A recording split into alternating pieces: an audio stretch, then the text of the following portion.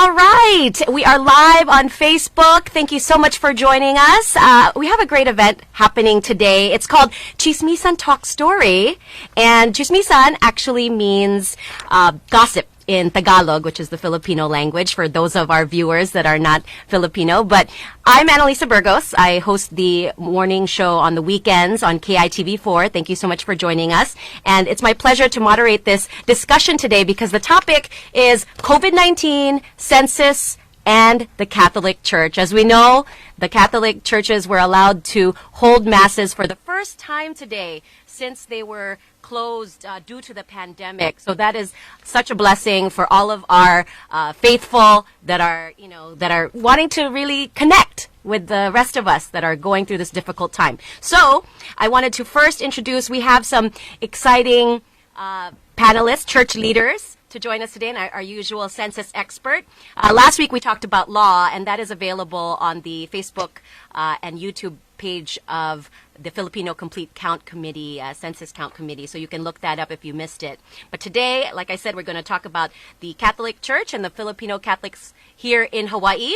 Our partners, of course, are the Filipino Complete Count Committee, the Diocesan Congress of Filipino Catholic Clubs, FYLPRO, our usual partner, and Ethnic Education Hawaii. So thank you so much for supporting us and the discussion that we have today, important discussion. And again, we invite you to like all of our Facebook pages, including the Filipino Complete Count Committee Facebook page, because you can get a chance to win prizes. So that's always fun. And for the first time, to accommodate those of us who don't have access to Facebook, we're actually simulcasting this on 3 radio stations. So welcome to all our radio listeners out there. On Oahu, we are live on KNDI 1270. On Maui, we are Mix 105.5 FM. And on Kauai, 107.9 FM KTOH HD3. So thank you so much, everyone, for joining us for this very important discussion this Sunday afternoon. And let's get to it. Let's welcome our panelists. First, we have Father Edgar Brillantes. He is currently the pastor of Our Lady of the Mount Church in Kalihi Valley in Honolulu. He was born in the Philippines, ordained a priest in the Archdiocese of Nueva Segovia in Vigan, Ilocos Sur in the Philippines in 1980. And he came to Hawaii as a missionary priest to the Diocese of Honolulu in August of 1999 and has since served throughout the state in various roles. He's also the spiritual director of the Diocesan Congress of Filipino Catholic Clubs. Welcome, Father Edgar. Aloha. Aloha. Oh, I love it. Bring in the Ilocano when you can. Okay, and our next panelist is Cristina Rana from the Big Island. Born in the Philippines, she immigrated to Canada at the age of 9, and she moved to Hawaii in 1986 and is the president of the Hawaii Council of Filipino Catholic Clubs. She is the mother of 4 daughters and works as a nurse at Hilo Medical Center. So, frontliner, as well as a spiritual leader. Good to see you. Thank you so much, Cristina. Mahalo. Mabuhay. Magandang hapon sa inyong lahat dyan. Thank you very much for having me. Wonderful. Thank you so much. And, of course, we know Annie Sokol, our expert from the Census group, originally from Mindanao in the Philippines, speaks Tagalog and Visayan. She is currently a partnership specialist with the U.S. Census Bureau, and her role really is to educate and encourage us to participate in this important population survey. Good to see you, Annie. Hang on a second. Aloha, Annalisa. It's good to see you again. Thanks for having me. Of course, and we'll get to all our census questions in just a bit.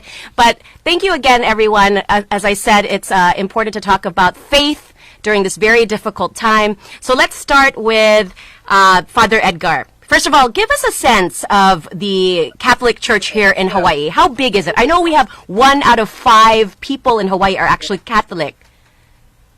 Yeah, that's right. We are a big force, strong force here in Hawaii. Thank God. And first of all, I am honored to be part of this panel of the second series of this Tsismisan Talk Story, sponsored by the Filipino Complete Count and other groups in behalf of the Census 2020. So mapadayawan ngaron maragsakan lang may magsasalita kay amin kabsat nagron na kadagiti kakailan nga Filipino dito'y Hawaii. So I'm happy to inform you that The last census of 2010, the total population of Hawaii was 1,360,301. And from this figure, the total count of Filipinos then was 342,095. So it was second to the highest group, which was the American group at that time, 10 years ago. Now, when it comes to the number of Catholics in Hawaii, we can only offer an educated guess. Our editor of the Hawaii Catholic Herald of the Diocese of Honolulu has given us some estimates. We have always claimed around 20% of the population as Catholics. So that would mean the Catholic population would be around 280,000 Catholics in the whole of the Diocese of Honolulu, which is probably too generous because, you know, we also make this October count, so-called October count. Once a year, we make this count of mass goers the whole month of October, every weekend, from all the churches and mission churches, and we gather only a number of around 80,000. So that will be far below the total number of Catholics. But anyway, it would be in line with the mainland determination where Catholics are counted 20% of the total population. So there are people who identify themselves as Catholics, but the majority of which are not really active members of the church. There are the so-called unchurched or inactive members. That's why we don't have this total number of 280,000 in this October count. There are also the so-called, you must have heard about this, the CEOs, the Christmas and Easter only Catholics. So they come only at these two big feasts of the church, on Christmas Day and Easter Day.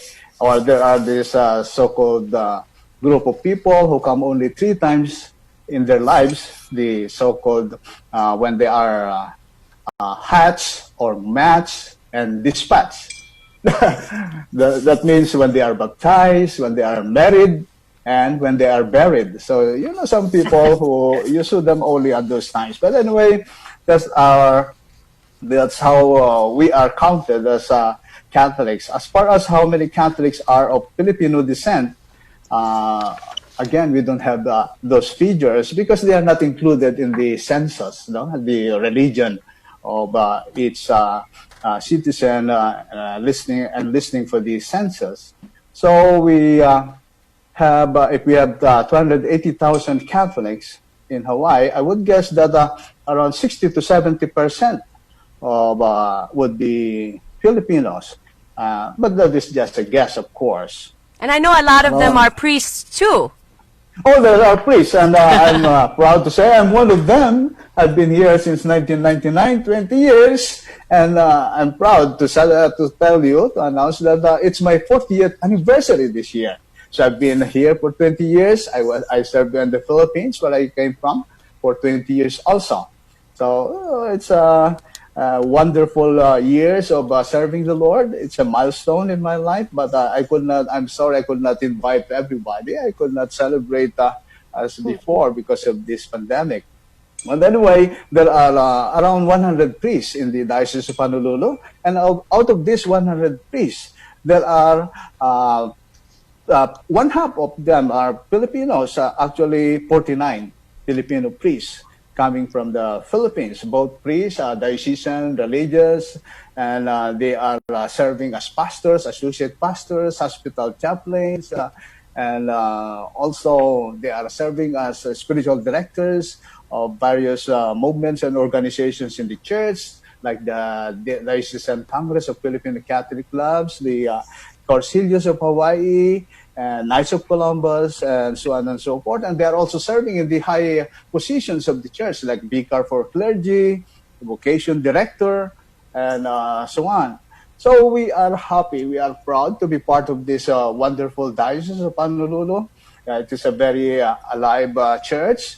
We have a great shepherd in the person of Bishop Larry Silva, but we need still more priests. Well, the to serve in the takeaway. diocese, of course. Well, we invite you, dear parents, awisin kayamin, kakailan nga Pilipino, ibaon nyo na iti anak nyo, kanakan nyo, iti amo yung tulungan yung young boys nga the attraction na ti bukasyon, ti kinapadi, may kinarelihiyoso. Ado ti anak tayo dito Hawaii nga nagbaling nga padi ni Father Alfred Guerrero, Father A.J. Recinto, Father Marvin Biaris, ado ti kata ngam nasisat pa ino adado tayo. So that's how we are as Catholics in Hawaii.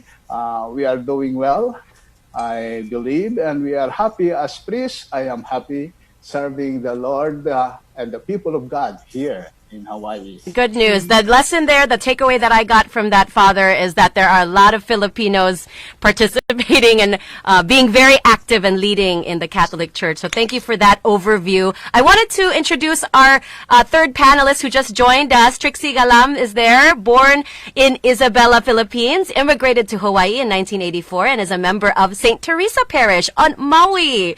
And she has served as the president of its Filipino Catholic Club for 4 years. She's the 70th Diocesan Congress of Filipino Catholic Club president. And in addition, she works at Kamali'i Elementary School in Kihei, Maui. So good to have all these representation from our islands. Welcome, Trixie.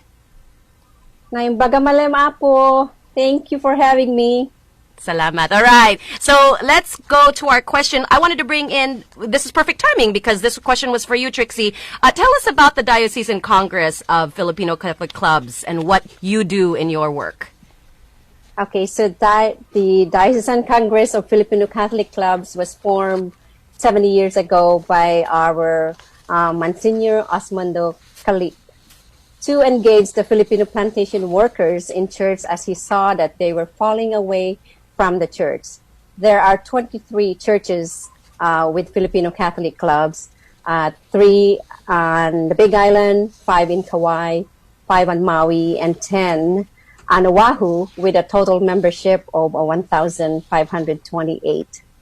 So we perform corporal works of mercy. We feed the hungry, we shelter the homeless, we visit the prisoners, and give money to the poor. The Oahu Council supports the Carmelite Sisters, cloistered order whose main function is to pray. And for the other units, we do support the graduating seniors high school with a scholarship award to pursue and further their education. And with that, we do a lot of fundraising, which include the selling of the bangus and chow fun, cookies, you name it. We do everything. That's also including caroling, during Christmas time. So we participate also during masses. We're big on stewardship. We do serve as lectors, Eucharistic ushers, aloha and hospitality ministry. And behind the scene that people doesn't really do is we clean the church. C is we clean the church and we provide flowers for the sanctuary, the altar, and we wash the corporals and linens that are being used at church. The Dc Fcc most recent pledge to the Basilica campaign for the renovation of the Our Lady of Peace Basilica is $100,000, and we are at 40% paid off of that. So within that pledge, we do a lot of fundraising also. And DCFCC is the biggest Filipino organization that is being recognized by the Diocese of Honolulu. All right. Wonderful. Thank you for that overview, Trixie. I wanted to, I know we talking about the reopening of the churches today, but before we get to that, I wanted to bring in Cristina and just talk about, for the last few months, we've had to attend Mass at home. We've had to worship at home in the privacy of our home. What kind of etiquette have you discovered is needed for this type of worship in this new era of the pandemic? Good question, because I'm sure a lot of people are not aware that, this is something new to a lot of people, having to attend Mass online in front of the computer and at home. So I was able to ask one of my good friends on how should we prepare for Mass while we're at home. So she told me, prepare like you're going to church. Get dressed like you're going to church, and prepare a space where you're going to be watching, and have a table with a tablecloth, with candles, a crucifix. If you don't have a crucifix at home, possibly a picture of a saint, and kind of put yourself in the presence of God during the Mass. And do like what you would do during Mass. If you're standing up during this portion, you stand up, you kneel, you would follow as you would attending regular Mass. And then, of course, being you're at home, you always have, outside, like disturbances. Make sure you turn off your cell phones. Make sure that you are actually participating, even though you're not in God's house.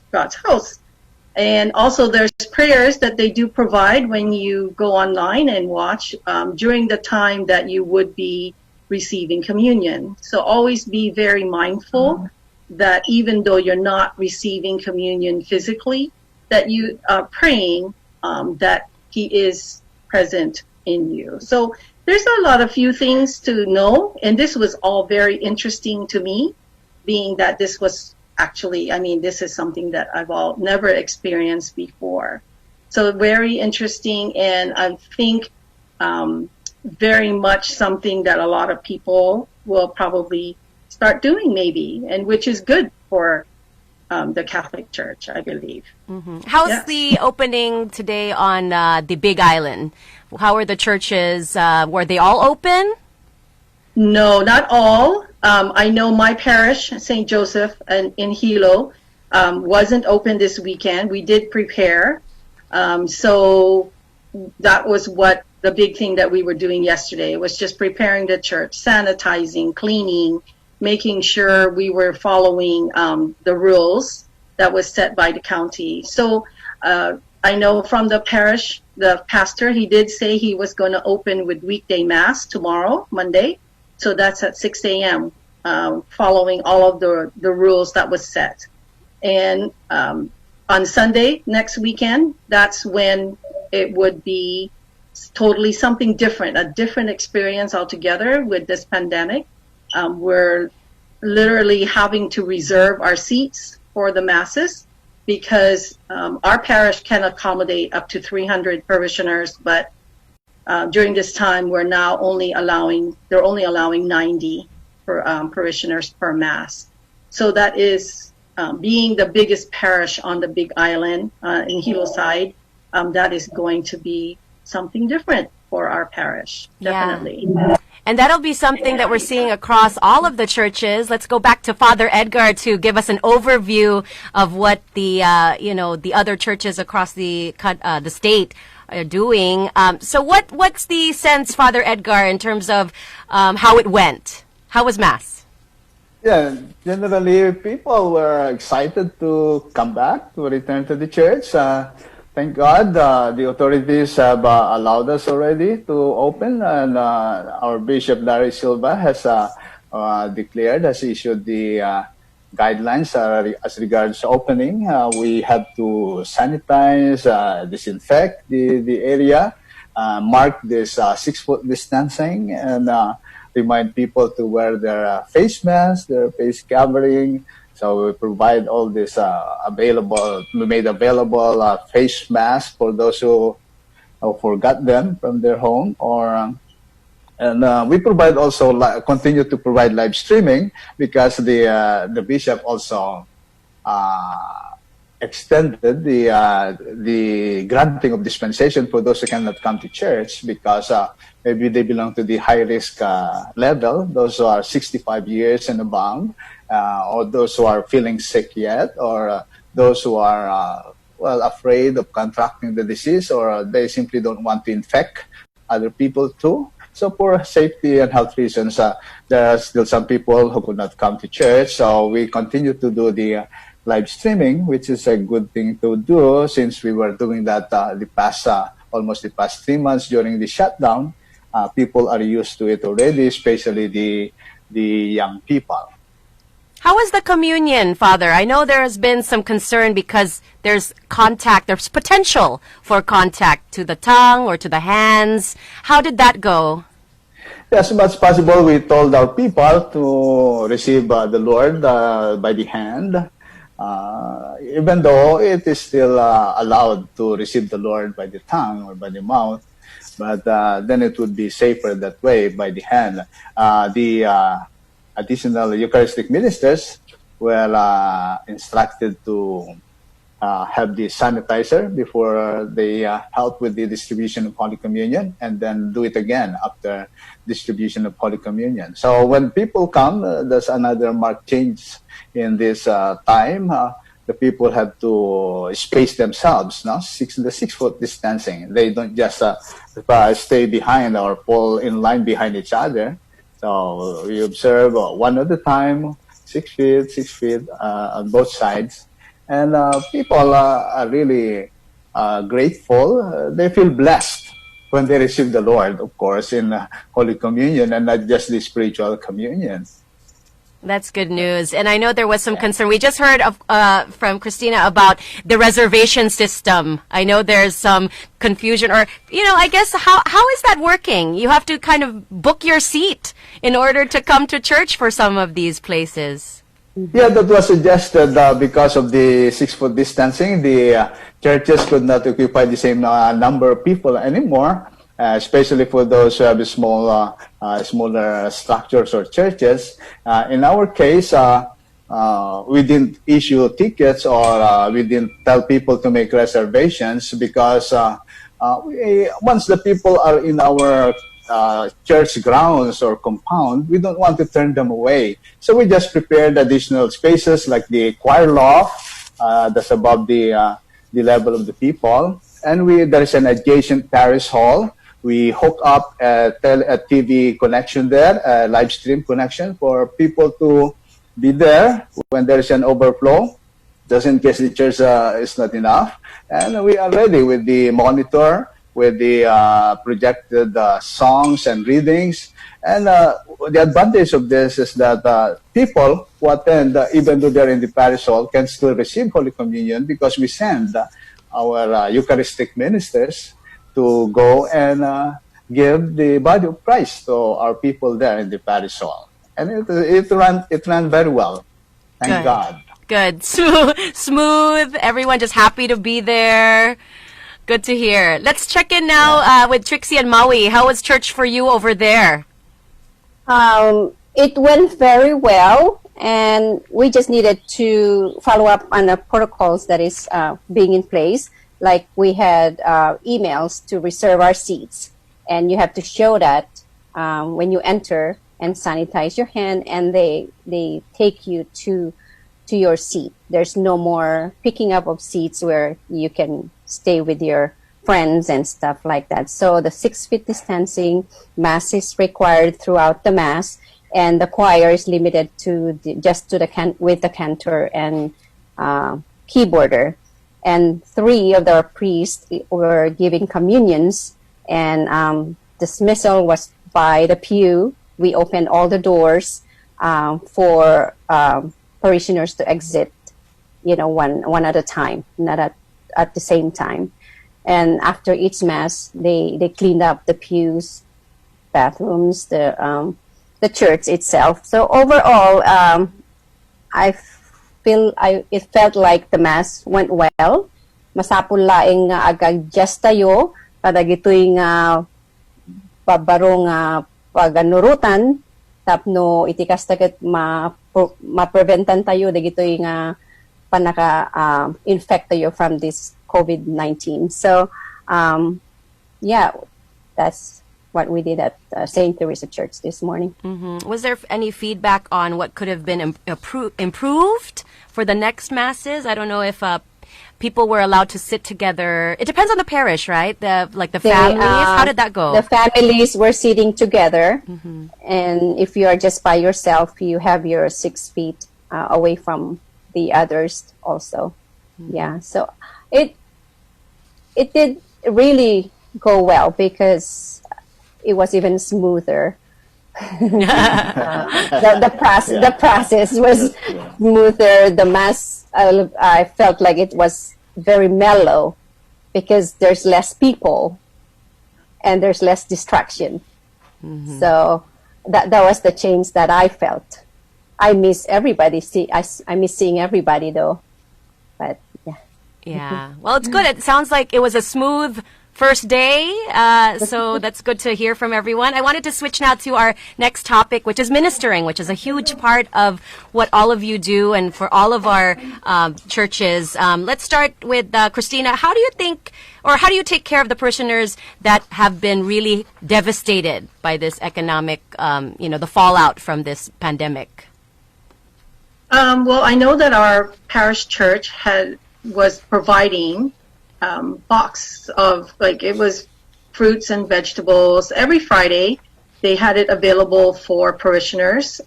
They would need to, of course, sign up for it, but that was offered to them.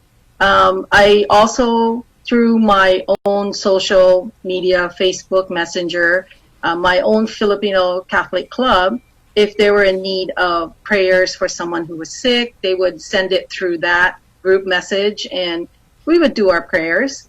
And I was asking actually the other parish, Immaculate Heart, who also has a Filipino Catholic Club, and they were fortunate enough for this month of May, where they did rosary in people's homes every night. They were able to do that. That was something that we also did, but at this time, a lot of our members are foster or care home providers. So they were told that they couldn't have visitors because of their clients. So they couldn't hold, rosary novenas in their homes. But, they would call if they had questions. But a lot of our members all have families still who they rely on, which is really good. And our pastor is very welcoming. I know he also, if someone is wanting to speak to him, he is easily reachable by text. And I know that he does respond right away. So we have that support from him and from the parishes, which is really great. And I know that other parish Filipino Catholic clubs, they also get support from their priests as well. So I believe it's we managed during this time. So important, the role that the church plays for everyone. What about you, Father Edgar? How did you, ensure that folks were getting what they needed in terms of support while they were dealing with a lot of these issues, not being able to get money from their jobs, so many people out of work, not being able to take care of their families? Yeah, it's really sad what has been the offshoot of this pandemic. People lost their jobs, their employment, and it has really affected the livelihood of people. But we have always had our so-called food pantry, or the Kukuwa ministry, where we stock our ministers, volunteers would stock ready bags of canned foods and these non-perishables for those in need or for those who come. Otherwise, one way of really caring for our people too is to announce through text or emails and parish bulletin announcements the schedule of this large-scale food distribution by the Hawaii Food Bank at the Aloha Stadium. So we tell those who need that we can provide them the forms required to secure their own ration. So as for bigger needs like housing assistance or electric bills and so on, or even counseling due to emotional and mental stress caused by the crisis, we I usually listen to them, to their problems or issues. But if I could not handle it because I'm not a professional psychologist or counselor, I would refer them to the Catholic Charities of Hawaii, which renders such services under the auspices of the Catholic Church, or the Catholic Diocese of Honolulu. So important for the services that you provide. And just checking in with Trixie too on Maui. Anything to add with it in terms of the ministry over there? Yes. So for St. Teresa's Church, they have the Halikaukau feeding program, which feeds the homeless, the homebound, the hungry, 365 days a year. And I was talking to the office staff yesterday, and I was asking them, how is it now that the COVID-19 is, still going on? And they told me that before COVID, the attendees that comes to eat during the meal times, dinner time, was very high. But now it decreased. I think because of the many people or businesses that are giving out food out there. So it's showing us that people are more caring, more giving. And so those people who comes in to that meal, for the time being, they are using those as well, the other opportunities that they can have to have food. So, and then for our club, the Filipino club, we started making masks, Saint Teresa and Mariel and Aquila. And Mariel and Aquila is donating theirs to the fire department, to the office of the judiciary, the First Hawaiian Bank, and their staff members. And we do that too, but not for the other yet. We were just concentrating on the St. Teresa staff members and the Halikaukau volunteers and the drivers that goes to the homes to deliver those meals. Yeah, and I love... And we've been... Oh, sorry, go ahead. You've been... Go ahead.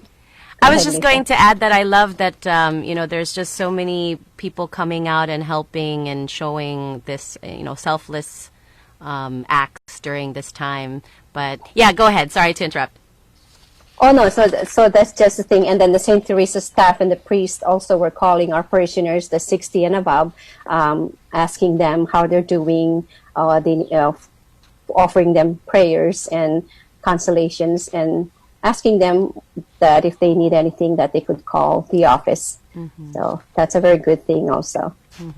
And I just want to take this time to remind everyone, if you have questions, our viewers on Facebook, you can put it in the comments and we'll try to get to them. I know we have a lot of information that we're going through, so we might not have time. And I know our panelists are also trying to mix in some Ilocano there to appeal to our listeners on the radio. So thank you, everyone, for working with us on this. But I wanted to go back to Father Edgar. We talk about the challenges also of if you are sick with COVID-19. So for those, I don't know how many patients you've actually had to talk to. And even if they weren't sick with COVID-19, what about those who are suffering from other illnesses? Were you able to administer last rites, for example, at these hospitals? Like, how was that process during this time? Yeah, in the case of COVID patients, there are priests assigned as hospital chaplains who are trained and equipped with these required suits to administer the sacraments and spiritual care to these COVID patients in hospitals. However, they have to coordinate with these medical professionals there, the doctors or nurses, whether they are allowed to approach this patient or not. They can administer the last rites, but with these necessary precautions of using gloves and then disposing later on this oiled cotton used for the anointing. If they are not allowed, the priest chaplain can still pray for the patient at a reasonable distance. So he would invite the family members who are there to pray together over the sick. And he would give usually the absolution as part of the sacrament of penance. As regards other patients, people who are sick with non-COVID disease, whenever we are called, we, of course, we run to their house, to their homes, to their hospitals, to their care homes to attend to them. As long as they tell us that the person is not a COVID patient. Otherwise, we have to take more extra precautions in administering the sacrament to them. But it is our joy, it is part of our duty and responsibility to attend, of course, to the needs of our sick brothers and sisters, those especially those who are dying. They need the sacraments, they need the blessing of the Lord, and we are there to administer the blessing of the Lord for them. And I know we've been talking about funerals and how different they can be handled in this day and age. You can't have more than a small group of people. So I know that's been sad for some families. What can you tell us about how funerals are being handled? Yeah, we were told that the mortuary would advise the family of the deceased that only 10 members are allowed, and that they should wear face masks and observe social distancing. I just had my most recent funeral last Friday, and still that's just what is being observed. I thought that was only during the shutdown, but I thought it would loosen up a bit. But now the mortuary still doesn't allow the crowd to get in together all inside the chapel. But in the gravesite, people went closer so they could join us in doing the committal service. And but as much possible, funeral mass in the church was discouraged. So if the family insists, however, only 10 members also of the family are allowed to wear face masks and observe social distancing. It really is a sad event, which even made more so by this grim situation. We wanted, we had an active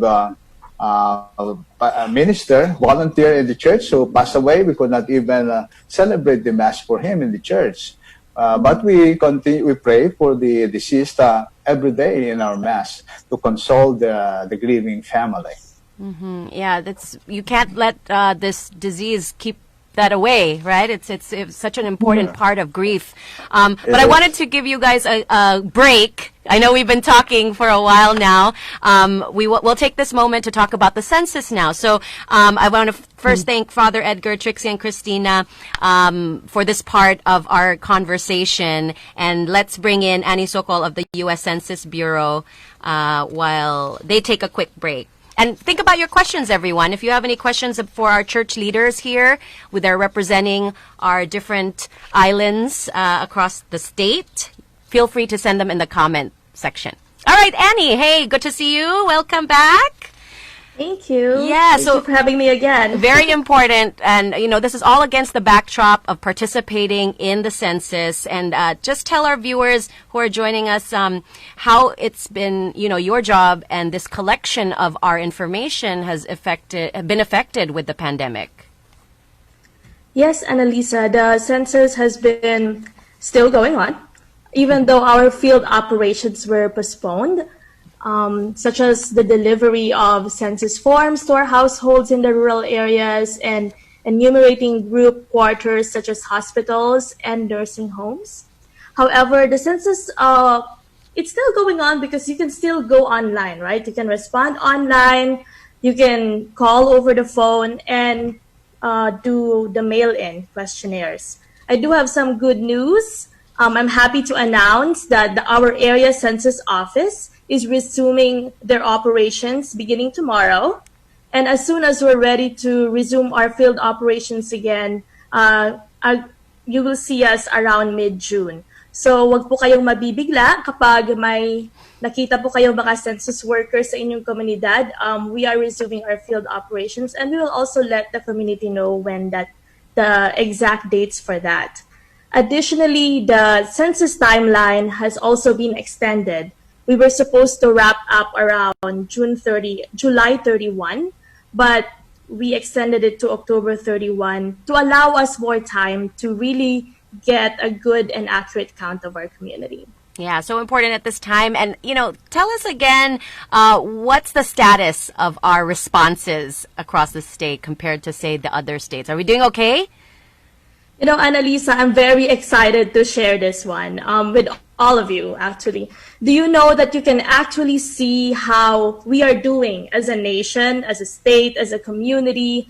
You can check it out at 2020census.gov/en/response rates. So if you're interested in knowing how we're doing, and you can see the communities, the census tracts, and you can check out where you live. Maybe you can help spread the word as well. So these numbers are updated daily. So talking about the numbers, we are at 55.2% in the state of Hawaii. So 55.2% of us already responded. Here in Oahu, it's 63%, while in Maui, it's 45.5%, 43.6% in Kauai, and 34.6% in the Big Island. Now, especially for our neighbor islands, not everyone has gotten their census questionnaires. Kung nagtataka po kayo, wala pa kayong natatanggap na questionnaire. So I want to thank you so much for your patience while waiting for your census questionnaires. Again, we hope to deliver them by mid-June. So that's for our, overall. And for our Filipino areas, I'm just so proud, and I want to congratulate and thank the Filipino Complete Count Committee under the leadership of Ms. Binet Misalucha and our vice chairs, Dr. Serafin Colmenares and Dr. Raymond Leongson, and all the members and organization and partners of the Filipino Complete Count. They're really working so hard. And we can actually see the areas around Waipahu area, Eva Beach, Kelihi area. These are areas that were forecasted to be low responding or slow responding. And so a lot of our outreach was focused in these areas. And so it's so good to see that these areas and some of the census tracts are doing so well. Most are above 50%. Oh, that's and great. Yeah, exactly. And some have actually exceeded 60%, which are on par with our nationwide response rate right now at 60.4%. So these census tracts are doing really well. I want to thank our Filipino leaders for all your hard work. Wonderful. And just lastly, just explain again why we should care and how we're going to respond. Is it just we have to wait for that card, or can we just go on our own? Why should we do this? So I have this favorite story, and I have known this since I was a child, and I think all of us do know it by heart, right? So it's the Christmas story. Saint Joseph and a very pregnant Mama Mary traveled to Bethlehem to participate in the census of Caesar Augustus, right? And I think we all know what happened next. And we know that that was a long and difficult journey for Mama Mary and Saint Joseph, but we don't have to do that now. It's 2020, Anno Domini, after all. Nobody has to leave the comfort of your homes to do this. You don't have to travel long distances like our Holy Family. So you can now go online at my2020census.gov, where you can respond in English and in 12 non-English languages, including Tagalog. So pwede po tayong sumagot ng Tagalog online. But if you prefer to complete your census over the phone, you may call 844-330-2020 for English and 844-478-2020 for Tagalog. You may also send back your paper questionnaire if you already got them. And if you haven't responded since mid-March, June na po bukas, no? Respond na po tayo.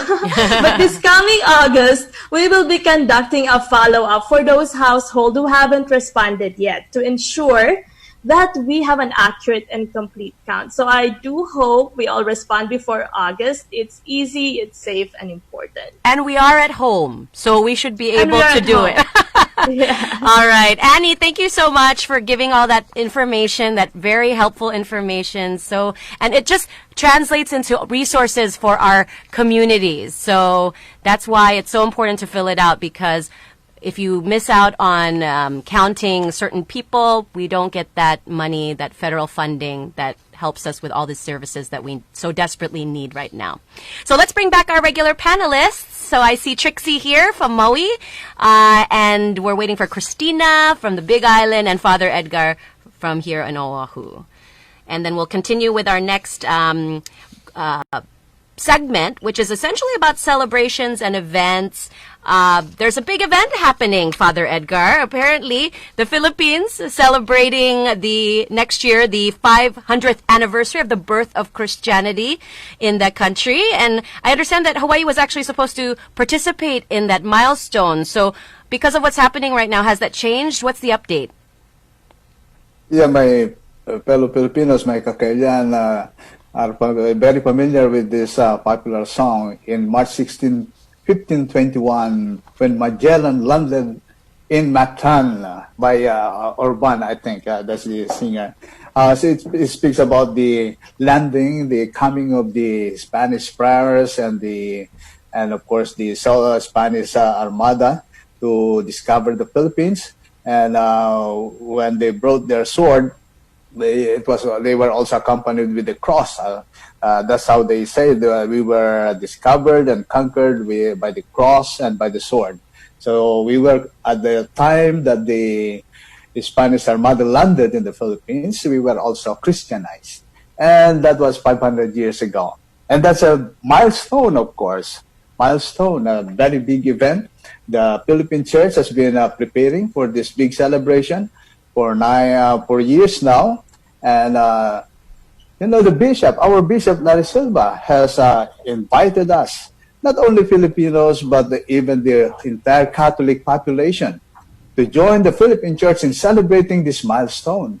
And of course, we are honored if our fellow Catholics, fellow Christians here in Hawaii could really join us in this big celebration. So the bishop has organized a committee led by Father Edmund Barrett, the pastor of Our Lady of Perpetual Help, to form a task force to prepare for these events. And so we were slated to have a launching event last April, but because of the pandemic, it was canceled.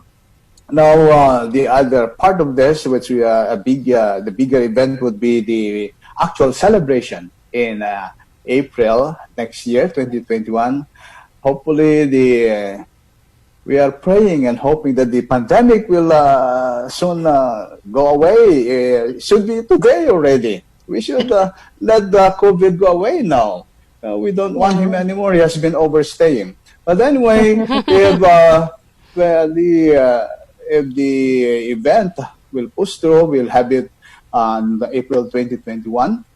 We'll have a gathering of Filipinos to commemorate this Christianization of our country, which made us disciples of the Lord Jesus Christ, which produced so many Catholics, which enabled us priests from the Philippines to come over to share also the good news of being missionary priests and the joy of the gospel, as the Pope said, and then celebrate with joy these 500 years of Christianity. Part of this celebration is the desire of the bishop to lead a pilgrimage to the Philippines. He wants to lead a pilgrimage to the Philippines to visit these important churches to mark this 500 years of Christianity in the Philippines. We are really so proud of this. We are blessed. We are the bishop is really honoring us Filipino Catholics and Christians because of of his interest to celebrate with the Philippine Church. Yeah, no, I would look forward. I want to be part of that pilgrimage too, Father Edgar. It sounds an amazing experience. Hopefully, like I said, I think COVID has overstayed its welcome as well. So let's pray that it will, move on, or at least we have a vaccine, right? At least we have a vaccine. So we pray. Yeah, hopefully. Let's pray. All right. So let's turn to Trixie now. Trixie, I understand that you're supposed to have an annual convention for the Dc Fcc as well. Was that postponed, canceled? What's the update? Yeah, the 70th Dc Fcc Convention with its theme Gifted to Give, which was supposedly be the pre-celebration of the 500 years of Christianity in the Philippines, which culminates in 2021. It got canceled. It is supposedly been in November, the 11th to the 13th. But because of COVID-19, we thought that for the safety of everybody, that we are canceling this year. Oh, that's too bad. Is there anything to replace it, or what can be done instead? Virtual. We will just probably, but we'll just do a big celebration with Bishop when we're able to celebrate. Well, I wanted to use this time as a segue then to ask you about, how this pandemic has really changed the nature of our faithful, of how we worship. Perhaps we can talk, maybe you can address maybe also the mental health of our faithful and how we are finding new ways to re-engage our parishioners. Let's start with you, Trixie. So this COVID-19, I think it happened not because of us. It happened for us. So with the grace of God, we can get to where we are at church and church family, to go back to church and worship once again with all our hearts and body. I also feel that there are many lessons learned from this COVID-19, our faith being tested, and the realization of what is really important to us, especially during this pandemic. With God as my companion during these trying times, and your companion too, we see better days and we'll come out stronger. And I just wanted to encourage to do the Census 2020.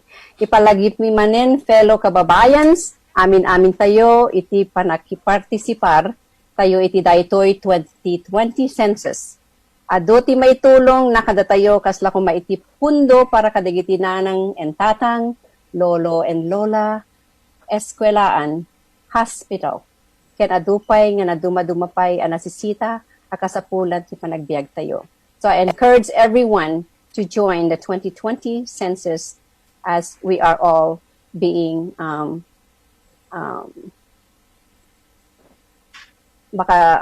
makaitid ti pagsayaatan tayo. And I thank you so much for the Filipino Complete Count Committee, FYLPRO, for partnering with us. It has been a pleasure. You all made me pay attention to the importance of completing the 2020 census.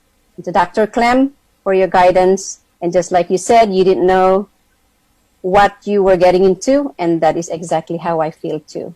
But I am very opportune and very lucky to be working with you all. Salamat po. Justi Agnina, God bless you all. Thanks, Trixie. Okay, let's turn it to Cristina now. What are your thoughts as the church is, dealing with this pandemic, the future of what's happening for our faith? Well, I think being also a medical professional, it's come to light how important it is to, the hand hygiene, making sure that you stay away from people that are sick. I think it's made more people aware of that.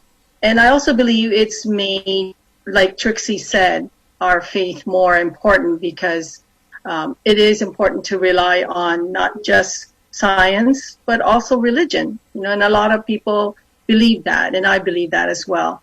So, and it's going to change how our Mass, how we are in Mass, because definitely this has, we need to keep it in mind. We need to be very mindful now about how we have to keep distance, stay home if we're sick, because a lot of Catholics believe that, if they're sick, they can come to church and they can get blessed and they can get better.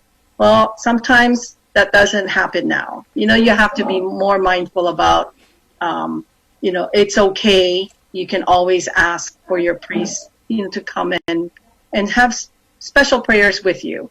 But that it's now becoming more mindful for everyone with this pandemic and how we have to act with each other and just be more aware. Yeah, I love that you bring up that point, because you are a frontline worker, so you see how this, virus has devastated communities across the world, and also a church leader, a leader in the Catholic faith. So I think that's so fascinating, because it's that mix of faith and science that is kind of rare to see. And we saw that churches were really where the virus spread so quickly. So there's this fear of a Yes. second wave. I just wanted to ask you real quickly, is that a fear for you as a frontline worker? In a way, yes, it is. It's really made me more aware of how I act in front of other people. Like, when we come to church, we come as a community. We love to hang out after Mass and just be talking to each other, haven't seen each other in over a week. So we love to be able to gather and socialize. But now we really have to think about, okay, how much socializing can I do? And especially knowing that I have to go to work and I have to be mindful about keeping myself healthy because I am caring for those kinds of, luckily I haven't had to care for a COVID positive patient, and I'm very thankful to God for that. But I always have to be mindful, of course, that it's out there, definitely. And Father Edgar, I leave the last word for you. What are your thoughts about, what this pandemic has done for our faith, the church? Yeah, these are really unprecedented times of this pandemic crisis. We need to be there are new things now that are coming in. I realize during this shutdown that we need to really employ these high-tech gadgets, these technological advances of reaching out to people, especially to the young, using this iPhone, iPad, online internet, reaching out to them so that they can participate in the Mass. I was really shocked, surprised to see 1,000 viewers, 1,200 viewers. I usually have 200 the most for our actual Mass goers. But then when we celebrated the Mass and had it live streamed, we had so many viewers. So that's one thing. And in this time of really crisis, we need to be especially concerned with one another, especially those who are experiencing anxiety, feel lonely, abandoned, those who are suffering economically and health-wise. We need to be able to be available to them, to help them. And especially as priests, we offer the celebration, we offer our prayers, and especially the celebration of the sacraments. The celebration of the Eucharist is so central to our church that the absence of the celebration is really felt deeply by us. That's why the people this morning, at the reopening of our churches, they were excited. We were excited to see each other. We miss you. We miss you too. And of course, we still have to observe the protocol. Social distancing is necessary for the common good, but we need to counter this with dramatic increase in what Pope Francis calls the spiritual closeness. Okay, we are apart socially, but we are close spiritually. And we do that through our prayers, through our blessing for one another, contacting, texting one another, getting in touch with one another through emails and other media. So we continue to do that. And of course, a marked change now is that we should be really feel close to God, because this is an invisible foe. We do not see this virus. We do not know where it is. We do not know whom it will strike next. And we see that anybody can be a victim. It can be infected. So we just care for one another. We take care of one another. We pay attention to one another. We stay close, support one another. And and bless one another. And changes. They told me, Father, you are already a hippie looking. You have long hair. Time to get your hair cut. Well, maybe our barbers told us maybe next month. We'll soon have that. Well, they're open. They're supposed to open now, so they're allowed now. Yeah, hopefully Get your after this I can run to the barber. So thank you for being here. I support the census. We invite awisan amin nga kakilya na Filipino mapatay ag pirma da census pagsayatan ti detoy pagimbagan tayo ti bandag ti edukasyon, ti salon-at, ti transportasyon, dagiti social services. Walang kinapintas, adda tayo ditoy, parte tayo ti Amerika, makipaset tayo. Wonderful. On that note, that's all the time we have left, but I appreciate everyone's time. It was such a great discussion. Thank you to our panelists, Father Edgar Brillantes, Trixie Galam, and Cristina Rana from the Diocesan Congress of Filipino Catholic Clubs of Hawaii. Thank you so much. And of course, from our U.S. Census Representative Annie Sokol there. Again, inviting everyone to follow our Filipino Complete Count Committee Facebook page so that you could watch this wonderful video all over again and also win prizes. And again, thank you so much for the viewers and the listeners on our simulcast on the radio Oahu, KNDI 1270, Aloha on Maui, Mix 105.5 FM, and on Kauai 107.9 FM, KTOH HD3. Mahalo to you. And of course, our partners, My Station KITV, Filipino Complete Count Committee, FYLPRO, Dc Fcc, Ethnic Education Hawaii, and to all of the people behind the scenes who made these possible. This is hard work, guys, to get this information out to you. Sergio Alcubilla, Char McGuinness of FYLPRO, Dr. Clementina Ulepseria from Dc Fcc, and Benet Misalucha, our the beauty behind the brains there Yes. of the Filipino Complete Count Committee. Thank you so much for organizing us. I'm Annalisa Burgos. Thank you, everyone. Mahalo and aloha. Thank you, Thank you, Annalisa. Annalisa. Thank you, Yes, everyone. again. Take care.